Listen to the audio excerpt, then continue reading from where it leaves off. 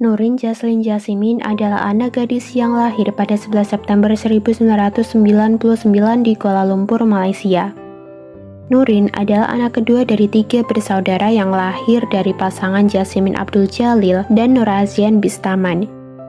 Sayangnya, di usianya yang ke-8 tahun, Nurin Jasimin mengalami kejadian naas yang merenggut nyawanya. Hal itu terjadi ketika ia hendak pergi ke pasar malam yang tidak jauh dari rumahnya untuk membeli pita rambut.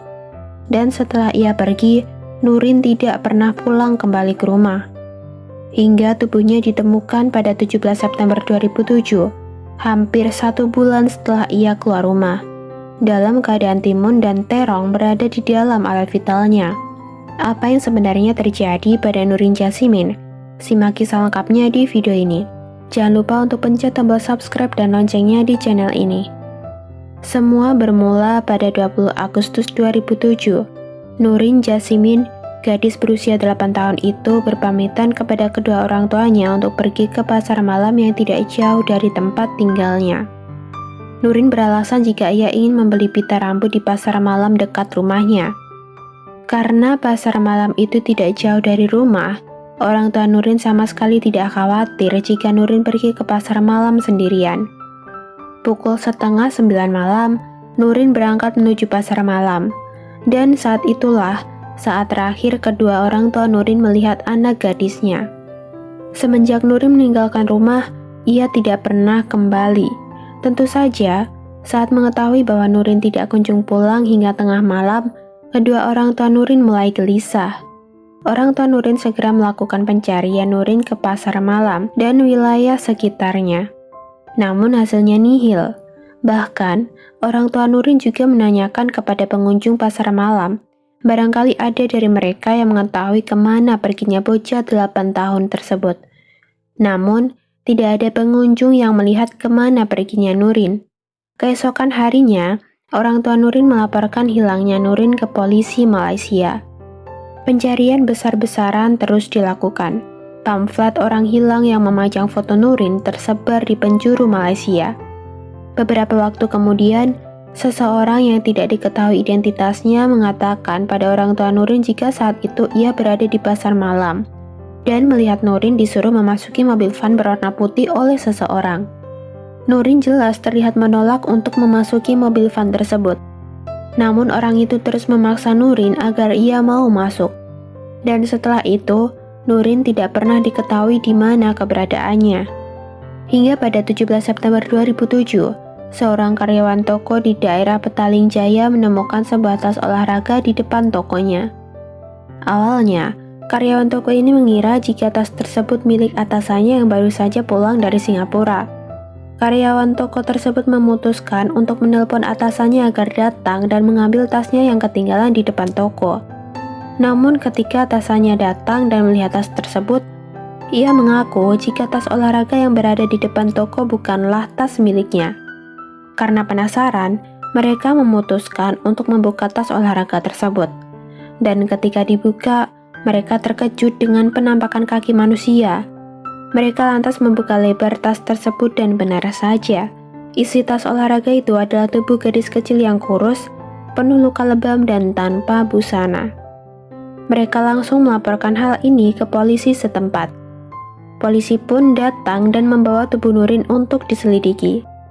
Saat itu, tidak ada satupun yang mengenali wajah Nurin karena tubuhnya kurus, penuh luka dan lebam. Sangat berbeda jauh dengan kondisi Nurin yang dinyatakan hilang sebulan lalu. Setelah melalui tes DNA pada 20 September 2007, barulah polisi mengkonfirmasi jika tubuh bocah malang tersebut adalah Nurin Jaslin Jasimin yang dicari selama ini.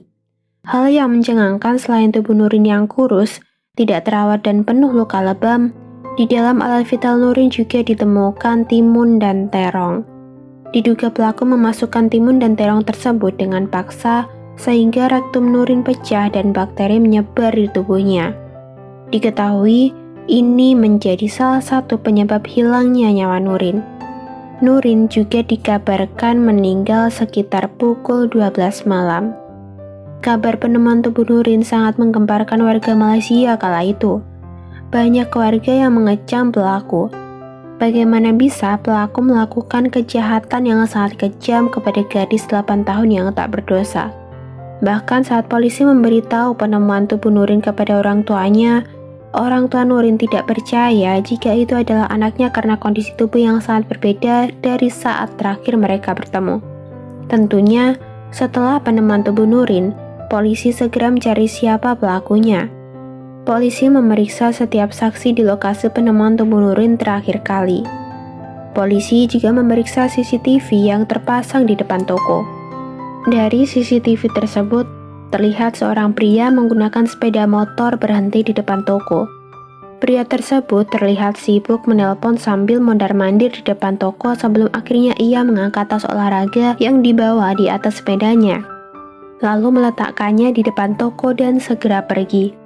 Sayangnya, rekaman CCTV toko terlihat buram sehingga tidak terlihat jelas wajah pria tersebut. Setelah berbagai penyelidikan, polisi berhasil menangkap 5 orang diduga berhubungan dengan kasus Nurin ini. Mereka adalah 1 wanita dan 4 pria. 1 wanita tersebut adalah warga negara Indonesia. Ia dicurigai sebagai pelaku karena wanita inilah yang kerap mengirim pesan kepada polisi yang mengatakan jika Nurin ada di bawah pengawasannya. Saat polisi datang hendak menangkap wanita ini, ia dengan sigap menelan 1 memory card untuk menghilangkan bukti. Memory card ini berisi percakapan dan nomor telepon yang ia hubungi selama ini. Namun setelah diselidiki, wanita ini ternyata hanya berbohong dan ingin membuat bingung polisi. Alasan wanita ini membohongi polisi adalah untuk balas dendam lantaran ia kerap dibuat sakit hati oleh seorang oknum polisi Malaysia.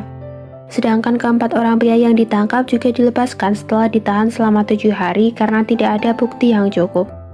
Karena pelaku belum juga ditemukan, Yayasan Penanggulangan Kriminal Malaysia menawarkan uang senilai 14 miliar rupiah bagi siapa saja yang berhasil menemukan pelaku di balik kasus Nurin.